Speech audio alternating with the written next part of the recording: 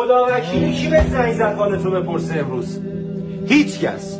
یعنی هیچ کس براش مهم نیستش که تو مردی یا زنده ای. انقدر سعی نکن آدم خوبی باشی برای بقیه، چون تهش اینه که فقط براشون تکراری میشی یه آدم نچسب، آدم بده. تکلیف مشخصه، منم درکت میکنم که نمیتونی قبول کنی، ولی خدا وکیلی یه نگاه بنداز ببین چه راحت دلتو میشکنن. اونا فکر میکنن فقط همین یه لحظه است، ولی نمیدونن تو به خاطر یه حرف اونا ممکنه چند وقت بشینی بهش فکر کنی، به خاطرش اشک بریزی، درد بکشی. اونا اینا رو نمیفهمن. اگر دوباره بچسبی به همون آدما ارزش خودتو فقط میاری پایین. نمیگن دمشکم با معرفت بود، معرفت اصلا وجود نداره از نظر اونا. 1% کاری که تو براشون کردی اگه اونا در حق تو میکردن الان وضعیتت این نبود، چون فقط یاد گرفتیم برای آدمی که داره بهمون بدی میکنه خوبی کنیم، بلد نبودیم مثل بقیه باشیم. ای آدم خوبی باش، آدم خوبی باش برای بقیه، هر چی در حد بدی کردن تو نبین. الکی نمیگن جوری رفتار کن که هیچ عزیزی برات باقی نمونه.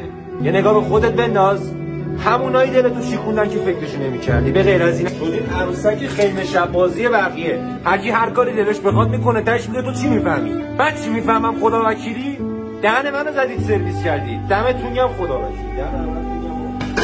اگر با حرفا موافقی و واقعا دنبال یکی هستی که بدون هیچ منتی درکت کنه، من اینجام.